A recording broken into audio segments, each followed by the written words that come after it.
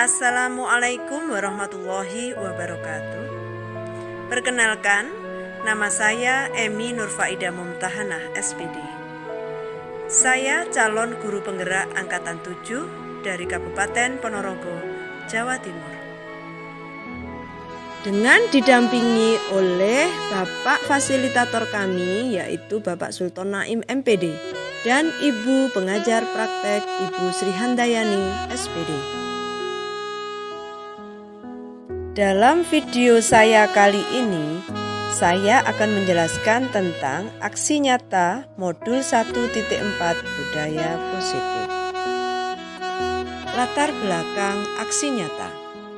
Pada era zaman sekarang ini, kemajuan teknologi sangat pesat dan cepat sekali menyebar kepada masyarakat, terutama kaula muda serta anak-anak.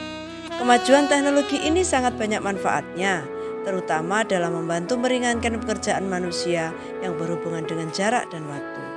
Informasi apapun bisa dikerjakan dan didapatkan tanpa harus keluar dari rumah, cukup dengan menggunakan ponsel maupun laptop yang terhubung dengan jaringan.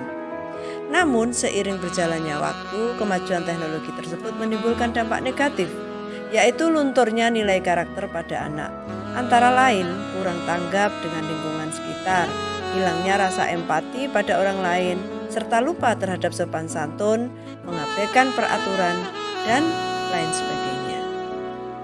Tujuan dari aksi nyata ini menumbuhkan motivasi intrinsik pada anak untuk melakukan pembiasaan budaya positif baik di rumah maupun di sekolah, menumbuhkan tanggung jawab, saling menghargai, toleransi, rasa inisiatif yang tinggi.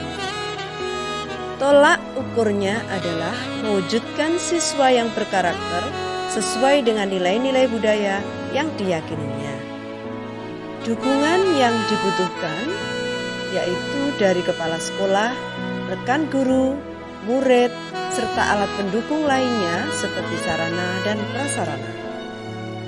Lini masa tindakan yang akan dilakukan yaitu meminta izin dan dukungan kepada kepala sekolah yang berkaitan dengan aksi nyata yang saya lakukan, mensosialisasikan kepada rekan guru, membuat kesepakatan kelas, serta menumbuhkan kebiasaan budaya positif di sekolah.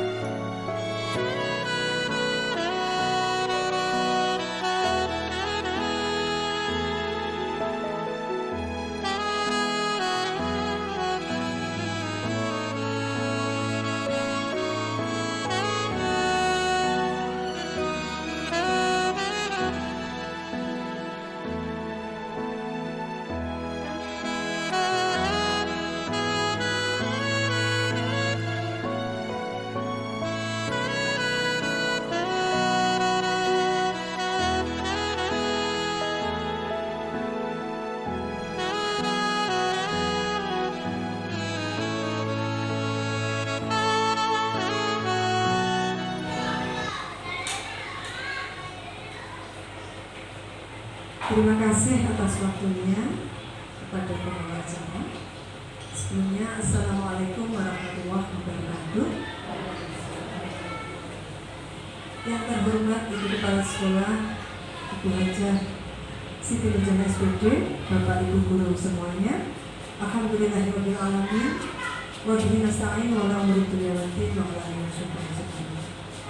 Sekali lagi marilah kita bersyukur kepada Allah SWT yang telah memberikan rahmat hikmat kepada kita semua, sehingga pada kesempatan yang baik ini bisa berkumpul di acara aksi nyata kami, yaitu sosialisasi budaya positif modul 1.4.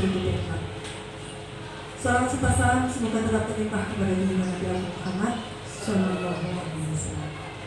Baiklah Bapak Ibu yang saya hormati, seperti yang sudah Ibu Bapak ketahui bahwasanya kami bertiga adalah calon guru penggerak Angkatan 7 Kabupaten Ponorogo, Provinsi Jawa Timur, khususnya dari TK Islam Ar-Rahman.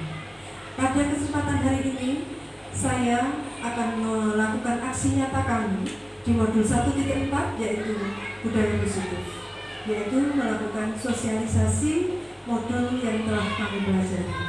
Alhamdulillahirabbil alamin, bahwasanya kami bertiga sudah melakukan atau sudah melalui proses pendidikan program guru penggerak dalam jangka waktu kurang lebih 2 bulan. Untuk itu, kami sudah menyelesaikan 1 modul, yaitu paradigma dan visi guru penggerak. Bapak Ibu yang saya hormati, untuk mengurangi ketegangan, marilah kita bertepuk dulu ya Bapak Ibu ya. Coba tepuk pagi. Tepuk pagi 1 kali, tepuk siang 2 kali, tepuk sore 3 kali, dan tepuk malam tidak bertepuk atas setengah ya. Tepuk pagi, tepuk siang, tepuk sore,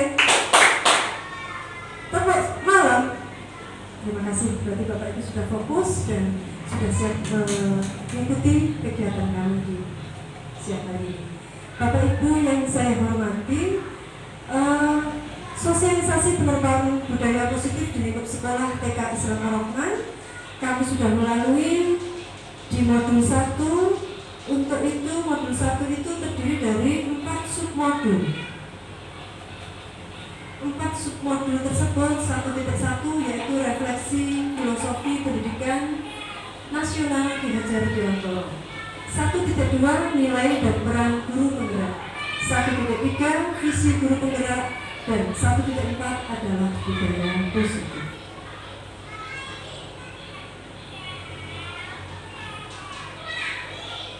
Bapak Ibu yang saya hormati, sebelum kita melangkah ke budaya positif 1.4, sedikit kami mengulas tentang modul 1.1 karena dasar dari calon guru penggerak sebelum melangkah ke berikutnya harus mengetahui dulu, harus dilandasi mengetahui filosofi apa yang diterapkan, yaitu filosofi refleksi filosofi pendidikan nasional dari Ki Hajar Dewantara, di mana menurut pengertian umum berdasarkan apa yang dapat kita saksikan dalam beragam jenis pendidikan, bahwa pendidikan itu diartikan sebagai tuntunan dalam hidup tumbuhnya anak-anak.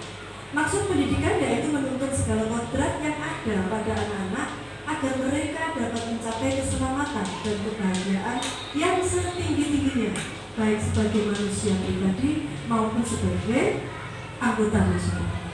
Nah, Bapak Ibu guru yang saya hormati, Ki Hajar Dewantara dalam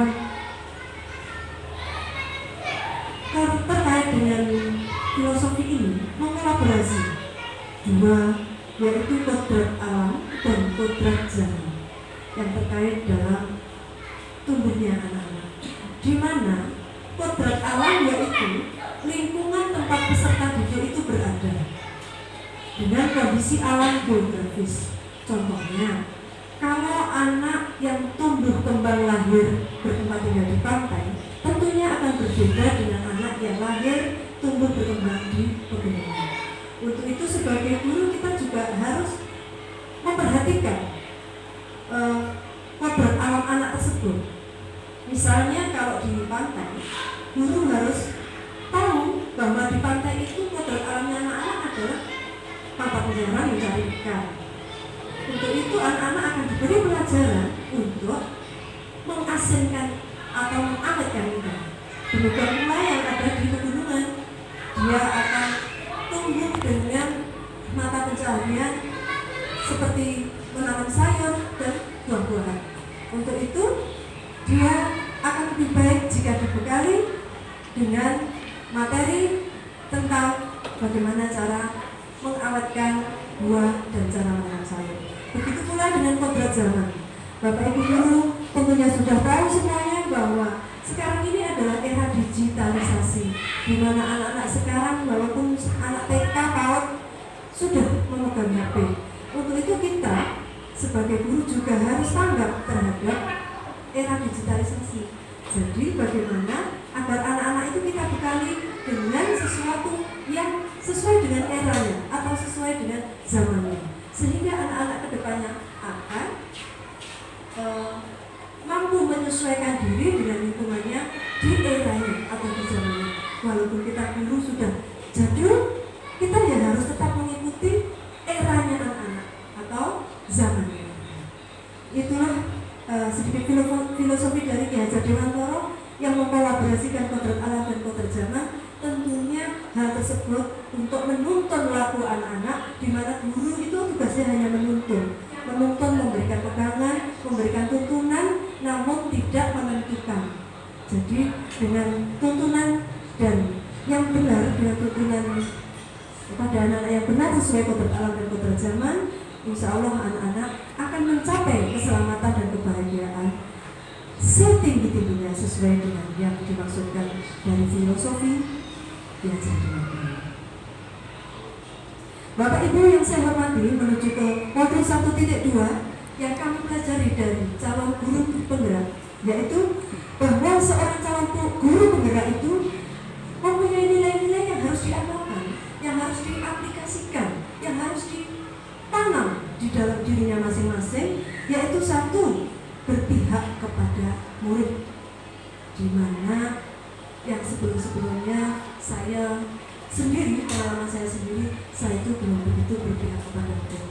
Tetapi dengan mempelajari modul 1.2 tentang nilai dan peran guru penggerak, di situ ada satu poin, yaitu berpihak kepada murid, di mana murid itu adalah kita menghamba kepadanya, dalam arti semua kegiatan yang kita lakukan, semua pembelajaran yang kita berikan tentu harus berorientasi kepada murid. Jadi tidak kalau yang dulu-dulu saya itu menurut kebutuhan saya sendiri untuk mengejar target saya sendiri. Ternyata hal itu belum dibenarkan menurut nilai dan peran guru penggerak. Bahwasanya murid itu ternyata harus diberi keberpihakan, harus diberi ruang dan kesempatan untuk mengemukakan pendapat, contohnya seperti itu, untuk memilih pembelajaran, untuk melakukan pembelajaran sesuai dengan yang diminati, sesuai yang diinginkan. Kemudian yang kedua yaitu mandiri. Mandiri, bahwa calon guru penggerak itu harus mandiri.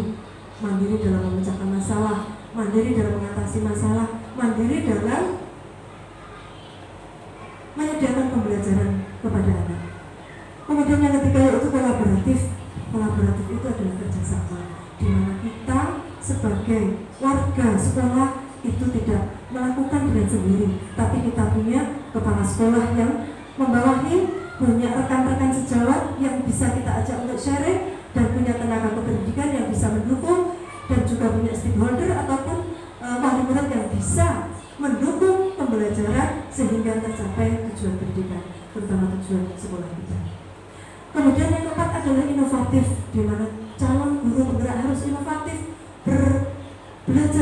belajar untuk menemukan sesuatu yang sangat baru dan baru untuk menunjang pembelajaran anak-anak kita di kelas. Yang kelima adalah reflektif.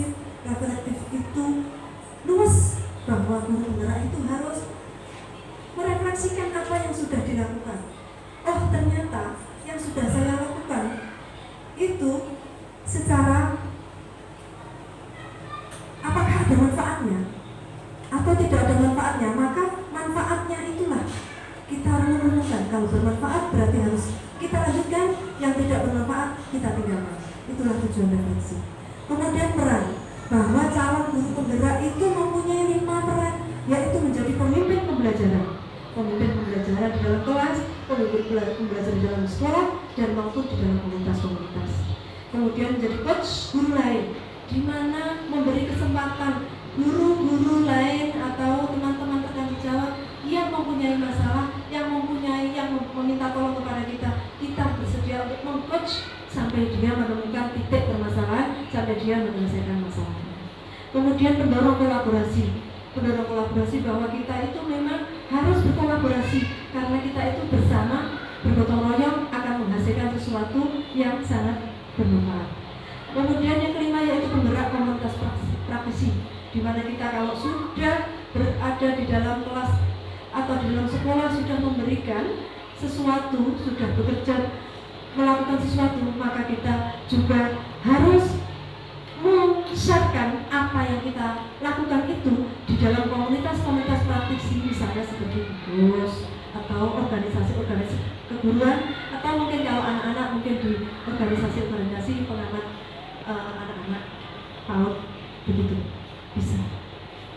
Baiklah Bapak Ibu, selanjutnya yaitu kami mempelajari di modul 1.3 yaitu visi guru penggerak, di mana kami dibekali, diberi kemampuan, diberi pengetahuan untuk belajar membuat visi kelas. Kemudian yang berikutnya juga visi sekolah.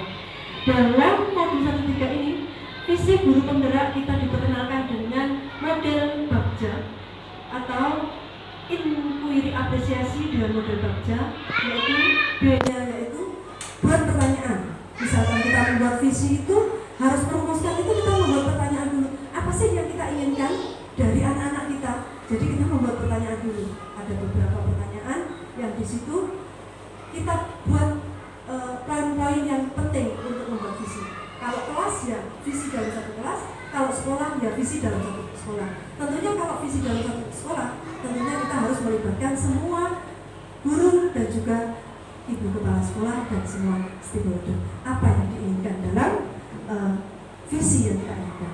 Kemudian model yang kedua yaitu A, ambil pelajaran.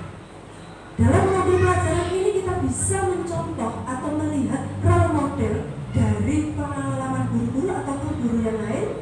Itu siapa yang sudah berhasil untuk melakukan visi seperti visi yang kita ambil tadi, siapa yang sudah berhasil. Nah, itu kita ambil, kita akan ajukan pertanyaan-pertanyaan kepada guru. Kemudian yang ketiga yaitu gali mimpi.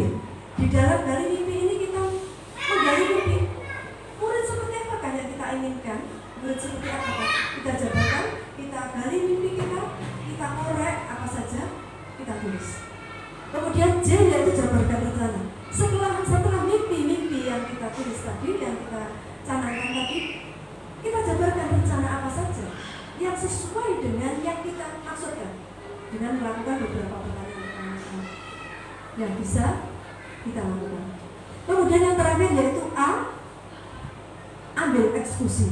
Itu yang terakhir yaitu mengambil eksekusi, atur eksekusi, yaitu mempraktekkan rencana yang sudah kita buat tadi. Jadi untuk mencapai suatu visi tersebut ada rencana yang sudah kita tata. Rencana itu kita lakukan dan kita plot-plotkan. Misalkan ada rencana bulanan, ada rencana tahunan, ada rencana yang kita capai dalam 2 tahun, 3 tahun, 5 tahun atau dan selanjutnya. Itulah pengalaman dari visi guru penggerak. Tentunya dalam membuat visi sekolah maupun visi kelas tidak terlepas dari profil pelajar Pancasila, di mana profil pelajar Pancasila sudah dimasukkan ke dalam kurikulum merdeka yang sudah disahkan oleh pemerintah. Bapak Ibu sekalian, selanjutnya kita menuju kepada yang paling penting, yaitu sekarang adalah modul 1.4 yaitu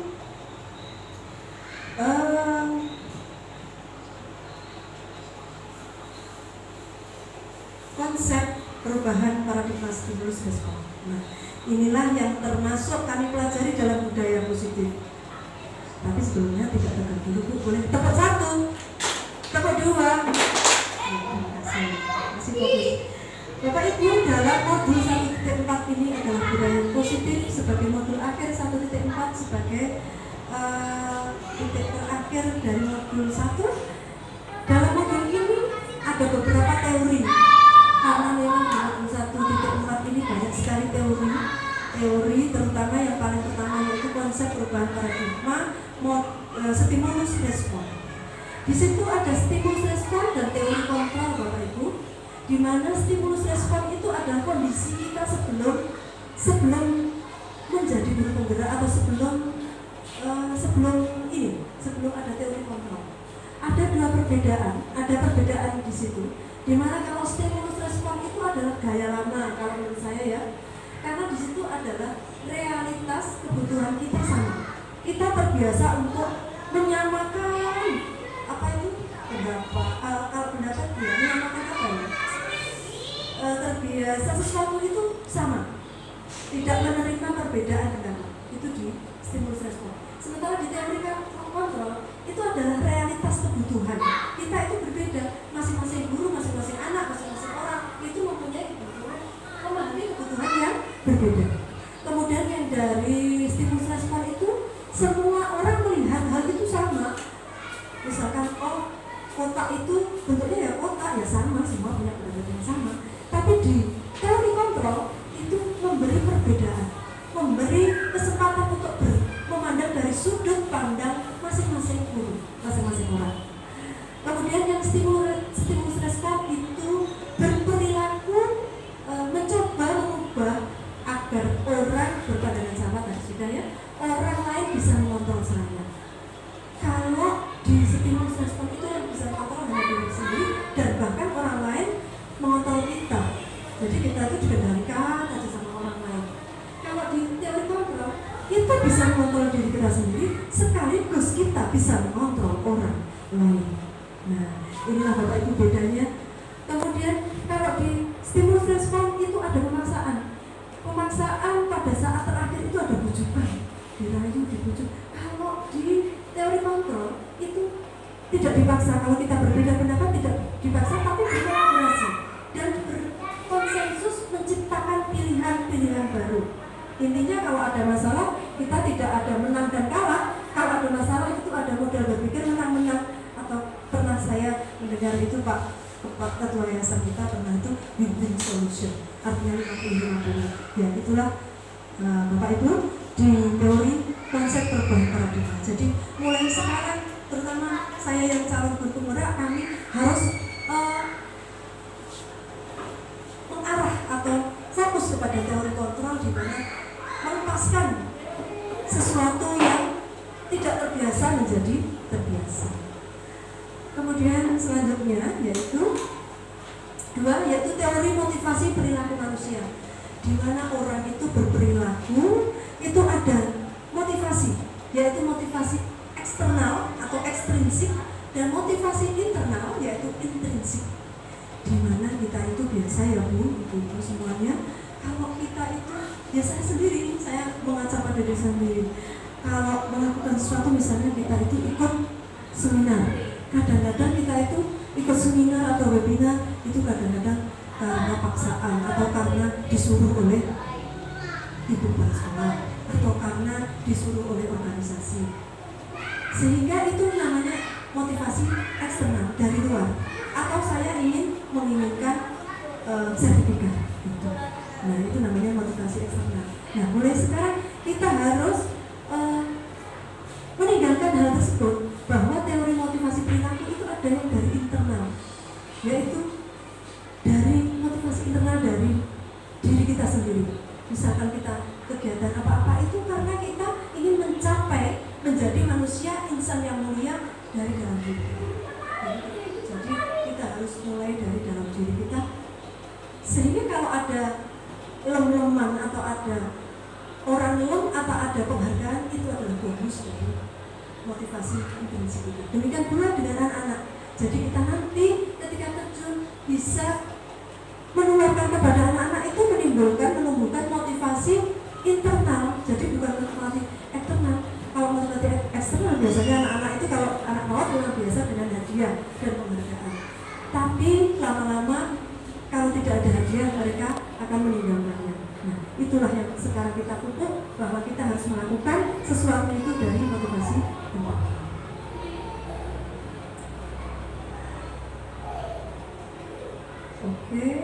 kemudian kita berlanjut kepada teori yang ketiga, yaitu keyakinan kelas. Bapak Ibu yang saya hormati, keyakinan kelas itu kalau zaman dahulu kita itu menyebutnya yaitu peraturan kelas atau tata tertib kelas atau apapun yang menjadi tata tertib atau peraturan. Nah, kalau tata tertib atau peraturan itu zaman dahulu itu cenderung kepada sesuatu yang harus kita patuhi, tetapi tidak kita lakukan. Jadi harus patuh, tetapi nilai intrinsiknya tadi, internalnya belum ada. Nah, untuk dalam hal ini kita menyebutnya sekarang itu keyakinan kelas. Kalau keyakinan kelas itu dibuat oleh satu warga. Misalkan kalau kelas saya, itu saya yang membuat, biasanya juga terlibat, dan juga anak-anak membuat sendiri keyakinan kelas itu, sehingga anak-anak itu yakin bahwa inilah yang harus kita lakukan. Jadi bukan peraturan yang harus ditempel di tembok kemudian enggak boleh itu, dan kata-katanya dalam membuat keyakinan kelas itu, kalau zaman dahulu kita tidak boleh berlari di dalam kelas. Misalnya itu bisa dialihkan dengan berjalan ketika di dalam kelas. Jadi untuk kalimat-kalimat negatif kita hilangkan dan diusahakan untuk anak sendiri yang memberikan pendapat, sehingga kita memutuskan keyakinan kelas bersama-sama atau kesepakatan kelas bersama anak-anak. Murid-murid pun demikian juga perlu mendengarkan dan memahami arti sesungguhnya. Jadi nilai-nilai kebajikan di balik peraturan tersebut ternyata adalah untuk menjadikan tujuan, yaitu supaya mereka mengatur dirinya dan bisa dengan sendirinya menjalankan kesepakatan atau keyakinan kelas tersebut. Bapak Ibu yang saya hormati, ini adalah contoh dalam memberikan atau membuat keyakinan di dalam kelas. Nah, ini boleh Bapak Ibu bersani untuk suaranya, tidak bisa masuk. Saya jelaskan ya, coba saya jelaskan.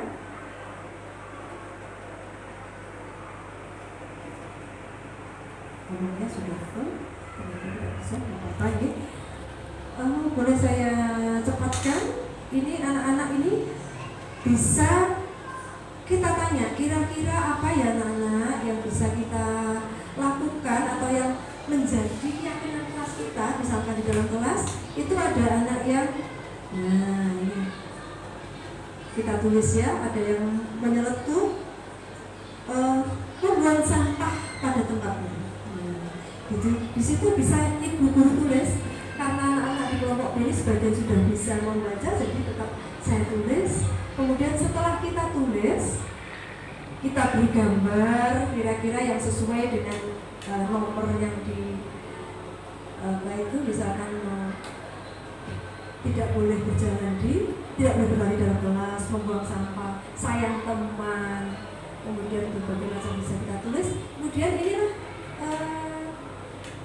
hasil dari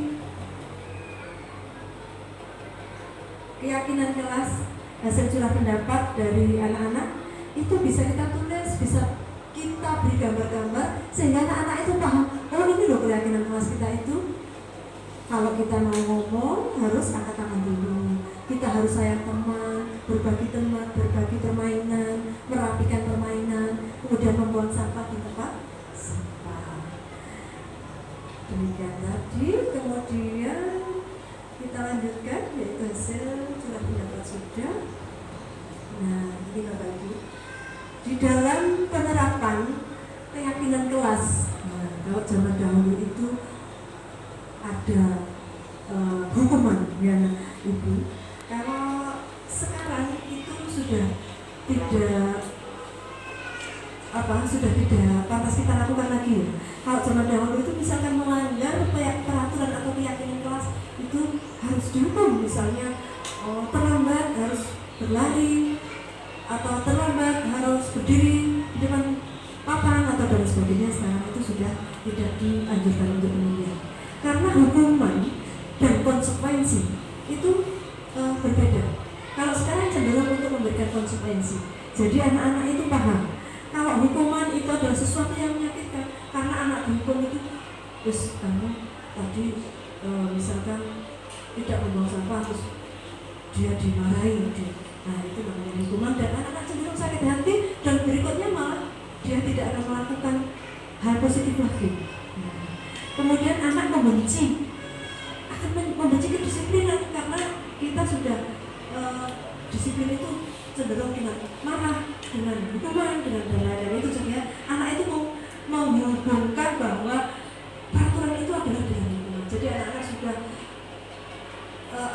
sudah menghubungkan dengan sesuatu yang negatif. Nah, kalau konsekuensi itu lain. Misalkan ada anak terlambat. Kalau ada anak terlambat itu ada kata-kata yang menyebabkan dia itu menginsafi apa yang dia berbuat. Misalkan ada, hai Tuti, kamu terlambat hari ini. Ya Bu, saya terlambat. Sekarang sudah jam berapa Tuti? Misalkan gitu ya. Nah, kalau kita keyakinan kelas kita masuk kelas jam berapa Tuti? Misalkan seperti itu. Dia akan mengingat-ingat, oh iya Bu, kita masuknya itu jam 7. Terus apa yang ingin kamu berbagi dari perbuatanmu Tuti? Nah, itu namanya konsekuensi. Jadi tidak hukuman. Oh iya Bu, berarti saya besok harus datang lebih pagi dari hari ini. Itulah Bapak Ibu, perbedaan hukuman dan konsekuensi. Jadi Bapak Ibu harus memahami hal ini, karena ternyata hukuman itu tidak menguntungkan, baik bagi anak-anak maupun bagi Bapak Ibu sendiri. Nah, di dalam keyakinan kelas tadi atau peraturan kelas, tentunya ada hal-hal yang melanggar dari anak-anak. Nah, ketika ada anak yang melanggar, itu tentunya mereka melakukan itu dengan tujuan. Tujuan itu terdapat di 5 kebutuhan dasar manusia. 5 kebutuhan dasar manusia yaitu kebutuhan untuk bertahan hidup, kasih sayang dan rasa diterima, kebebasan, kesenangan, dan penguasaan. Nah, kelima ini jika tidak terpenuhi, maka anak-anak ataupun manusia ataupun orang akan mencari perhatian, berusaha memenuhi 5 kebutuhan dasar. Bapak Ibu, kemudian next ya. Selanjutnya yang materi yang terakhir yaitu 5 posisi kontrol. Bosen itu berkesimpulan bahwa 5 posisi kontrol yang harus diterapkan seorang guru ataupun orang tua, yaitu dalam melakukan kontrol. Kelima posisi kontrol tersebut adalah 1 sebagai penghukum, 2 membuat rasa bersalah, 3 sebagai teman, 4 sebagai pemantau, dan 5 sebagai manajer. Nah, perilaku sikapnya yang pada akhirnya dapat menciptakan lingkungan yang positif, nyaman, dan aman. Dari kelima posisi kontrol ini, tentunya yang paling nyaman dan paling aman dilakukan dan paling positif yaitu yang kelima, yaitu sebagai manajer, di mana yang sudah saya ambilkan tadi bahwa sebagai manajer itu tidak akan menghukum muridnya dan tidak akan membuat muridnya merasa bersalah, dan juga tidak sebagai teman, dan juga tidak sebagai pemantau. Inilah selanjutnya, jika ada anak-anak yang terpaksa melakukan kesalahan, maka kita diberi wawasan untuk melakukan restitusi, di mana restitusi itu mengembalikan anak kepada posisi semula sehingga posisinya akan menjadi lebih kuat, yaitu dengan melakukan segitiga restitusi. 1, menstabilkan identitas, validasi tindakan yang salah, dan menanyakan keyakinan. Nah, salah satu video anak yang melakukan kesalahan seperti ini bisa saya percepat, nanti bisa Ibu pelajari di video masing-masing, nanti saya kirim ya Bapak Ibu. Contoh restitusi, menyelesaikan masalah tanpa hukuman dan tanpa rasa bersalah.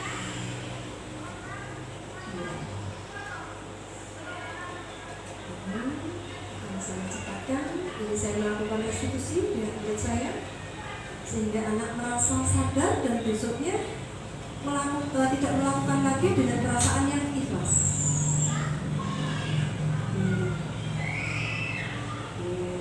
Bapak Ibu yang